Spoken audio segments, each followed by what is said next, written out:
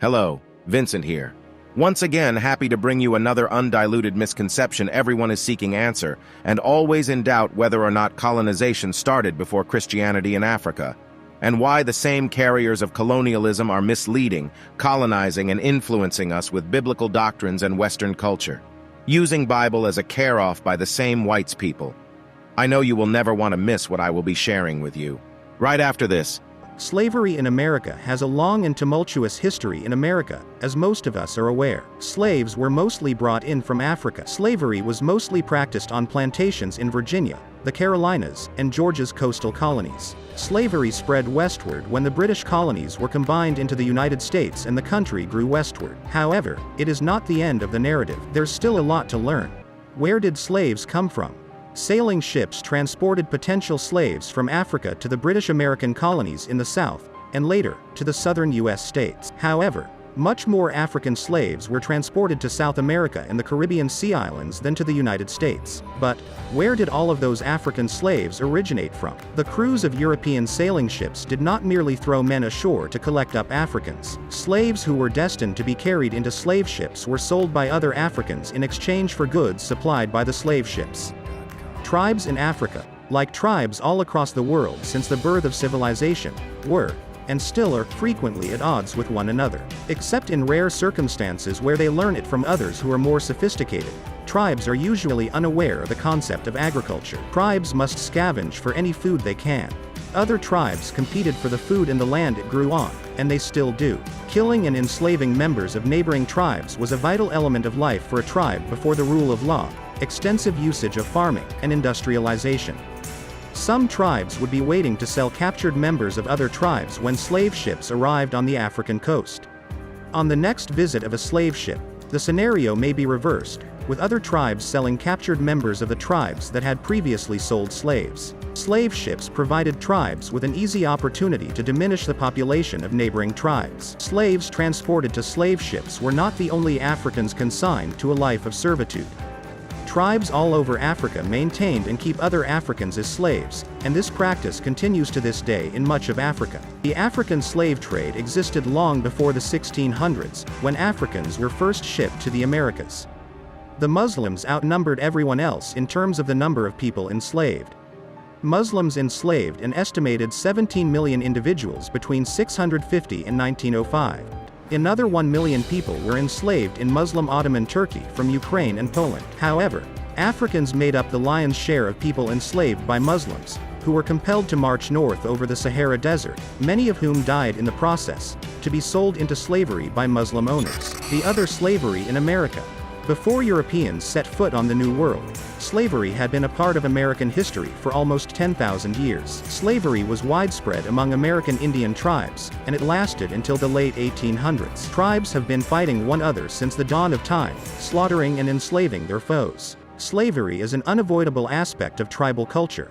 We all have slave-owning ancestors. While there have been some initiatives to ameliorate slave treatment, to prohibit the importation of slaves in some areas, and even to abolish specific forms of slavery, such as debt slavery, slavery persisted throughout the world until the 1800s, less than 200 years ago. What really ended slavery? Slavery was finally abolished after two linked events kicked off the process. The Enlightenment, often known as the Age of Reason, began about the time John Locke wrote his treatises on individual rights in the 1680 to 1690 timeframe and ended around the time of the American Constitutional Convention in 1787. Individual rights, as a new philosophy, was a first for humanity, as it was the first manifestation of the idea that no one of us should be superior to another. This new and daring idea traveled first through England and her colonies, then more slowly to the rest of Europe, where monarchies reigned supreme. Fearing revolt, such kings did not want such disruptive ideas to be spread to their subject populations. Beyond Europe, the globe was still quite primitive, and the concept of individual rights had not yet made its way into Asia, Africa, or Latin America. It still hasn't made its way into many parts of the world today. Because the Founding Fathers transformed the bold ideals of the Enlightenment into realistic legislation and administration, the United States has been dubbed the child of the Enlightenment. The United States Constitution is founded on the Enlightenment concepts of individual rights. Those values were not, and still aren't, properly applied in the creation of the United States of America's government. The Founding Fathers of America, on the other hand, laid the groundwork for future generations to do what they couldn't. The United States has always been the driving force behind the global extension of individual rights. However, there is still work to be done. Socialism, which is inherently opposed to and destructive of individual rights, is the only doctrine that continues to obstruct the global development of the concept of individual rights. The Industrial Revolution, which began in Britain in the mid-1700s and extended to the United States and continental Europe in the early 1800s, was the second factor that hastened the abolition of slavery. Slavery became economically unviable as a result of the Industrial Revolution, making it simpler to abolish it. In terms of quality, quantity, and cost, mechanization and educated, trained people will always surpass unwilling, rote physical human labor. The growing income gap between the industrially developed northern states and the still agrarian southern states was becoming a significant and divisive issue for the country by the time of the American Civil War. The development of the southern states, on the other hand, has outpaced that of the northern states since the end of slavery and the decline of racism. 30 million people know slavery exists right now. However, slavery has not yet been abolished. Slavery is still practiced in many parts of the world, especially in areas where individual rights and industrialization are limited. Criminal organizations profit from slavery in more civilized countries, such as the United States. Slavery persists throughout equatorial Africa and southern Asia, particularly in India, Pakistan, Burma, Thailand, and Laos. 30 million people are enslaved now. Ask a sports figure or anyone else on bended knee what they are doing about slavery now, and the 30 million people who live in it, in the present, and whether they care more about living human beings than mourning a former practice of humanity. Let's begin. Africa. Africa. Africa. Why Africa? In fact, the emergence of colonialism and Christianity in Africa was really a gradual pool of influence till both became the horn of imposition on the land. Meanwhile, the two are absolutely different in occurrence and establishment. The carriers are well known, but the differences between them cannot be fully comprehended by this same Africans. Amidst the two, there are different authorities, mindsets, purpose, and agreements mantling their enactment. They were brought by the same embodiment with same color but different nature, appearance, belief, and personality. There is absolutely a misconception that the same white men use Bible to deceive and colonize us in disguise even till date. Obviously, they are similar but not the same because Christian missionaries and colonial masters are absolutely different with individual agenda. Even though they project the same origin and color, Africans benefited from both, based on their own choices and agreements.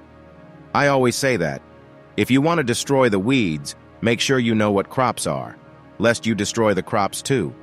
These same accused white men have thousands of churches built in their hometowns. Some help the needy with schools, water, and even risk their lives just to come and preach in Africa. There are bad ones. Likewise, there are good ones. So judge rightly. Surprisingly, some Africans even went in agreement with those responsible for colonialism in exchange of whatever they desire in those days, and that's absolutely selling their rights, power, and freedom indirectly, and ignorantly whiles on their own land. Because, why then? Were Africans not saved in those days by the powers from their traditional enchantment from these colonial whites and their conspiracy? If not an agreement they made for what happened to happen. So why now accusing similar whites, even though with the same color but having soft heart and charismatic personality? Who brought light with salvation through Christianity? At least you are now opportune to partake in a new agreement or covenant that projects freedom and eternal life, as you work freely on your own salvation and knowing the way, the truth, and the light. Colonialism is politically handled in a bad way, craving for power, selfishness, ruling others ungodly, seeking for human glory and illegal possessions just because of color differences and racism. I know that. Nevertheless, there are Christian politicians with the fear of God also. Colonialism was a political agenda, but Christianity was an agenda of reconciliation, equality, new birth, lighting the darkness, new hope, freedom, righteousness, and securing eternal life. There is a clear gap between the two. Those who brought colonialism have no deal with those who brought Christianity. Leaders of nations are politically elected by citizens, and this has nothing to do with the salvation of these same citizens. Out of the same blacks who went into colonial agreement came another blacks with different agenda who then fought had. went into another agreement with these same colonial whites to gain back their freedom, when they realized the peak of colonial torture can no longer be endured. Again, I always say that the messenger of a message always know the destination of the message before moving. If it was force on you, how come you now get it back with agreement? Do you think someone can just give you what does not belong to you? Absolutely no. The whites know you have right to live with freedom without slavery because they cannot even create themselves, not to talk of creating other human beings. The whites can persuade you do what they like just as any other person will do. Some mostly sound good and helpful, but at the end you may be dancing according to their tunes. Persuasion is real. Slavery occurred in Africa and outside Africa. Africans sold their own people for slavery and used their own people as slaves for themselves. Missionary white men even suffered in Africa to spread the gospel.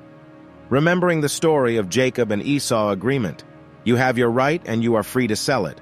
However, thanks to those blacks who realized the misleading and ungodly act of these whites and fought for independence and freedom for their nations across Africa, it is obvious that colonialism somehow still exists indirectly nowadays, in various civilizational, professional, economical, and technological aspect of life again, towards the land of Africa at a distance.